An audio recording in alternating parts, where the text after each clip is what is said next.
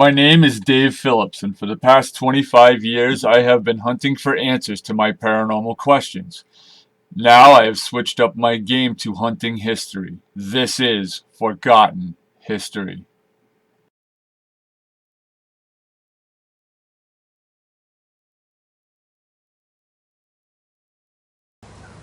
What's up, everybody? This is Dave here for another episode of Forgotten History. Today's episode is on the Almshouse and the Asylum and its evolution here in Norwich, Connecticut. Now today, our first location is going to be the village of Baltic in the town of Sprague, which was once part of Norwich, Connecticut. Now before we get into our topic today, I want to get into what an almshouse actually is. Now, in 1622, the first almshouse was established in America in Boston. And what they did was they basically mirrored what the Europeans were doing. They were housing their mentally ill, their unwed mothers, their poor, their sick, their people that were blind, people that were deaf, the epileptics. If you had a disease and if you weren't normal, you were put in that house or a house like it in Europe. So the Americans wanted to kind of do the same thing to get their unwanted out of the view of the public.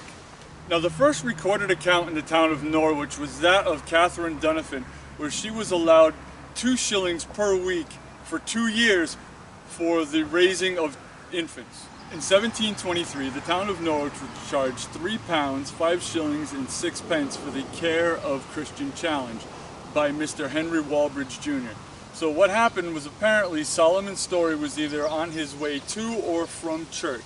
Now either willfully or carelessly, he hit Miss Challenge with his horse and buggy. Now she was so badly hurt that they could not care for her correctly in the poor farm, so they did transfer her up to the Willimantic poor farm. So now we're going to head over to the Hazen farm, which was the location of the first almshouse in Norwich. So why don't you guys come follow me and we'll come check that out. So now we are still in Baltic, Connecticut, which was again once part of Norwich, but behind me once stood the Hazen farm, which in 1727 there was a vote passed to have a convenient place to put the poor. But this didn't happen until 1790, when this farm that used to stand behind me here was designated as a place for the poor, or a poorhouse, or an almshouse. Now, it didn't last that long, because by 1800 it was moved again, but this was because it was inconvenient and wicked costly. Now, we are on the outskirts of the center of Norwich town right now, which is roughly about 10 miles away from our next location that we'll be going to. We are in this location. It is now a parking lot, but it is part of the Episcopal Church, where in 1800 the permanent almshouse was supposed to have been located. It only lasted about 19 years because of the fact that it's so close to downtown Norwich. The high society would walk by and they would gawk, and it would basically be a circus sideshow. So it was moved over to Asylum Street, which the street is named after the Asylum and Almshouse. We are finally back at our last location for the Almshouse and Asylum after hurricane warnings and shitty weather and tropical storms and power outages. So here we go. I am standing here at this memorial to dedicate the 212 people that lost their lives from 1819 all the way up to 1956.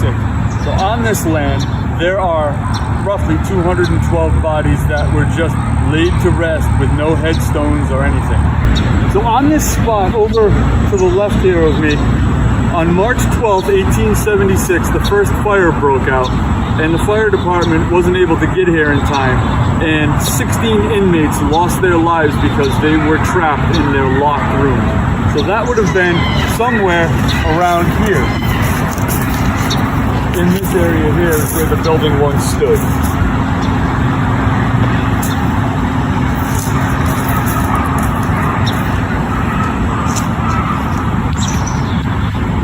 By 1904, the Norwich State Hospital had opened, so all the inmates kind of transferred over to the Norwich State Hospital, and this site was used for the poor farm still up until about 1956, when it burnt down for the final time. After that, it was abandoned overgrown. Now it is a beautiful park for the town and a dog park as well.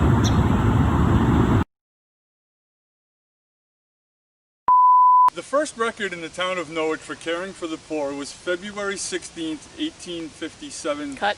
At 7:38 in the morning.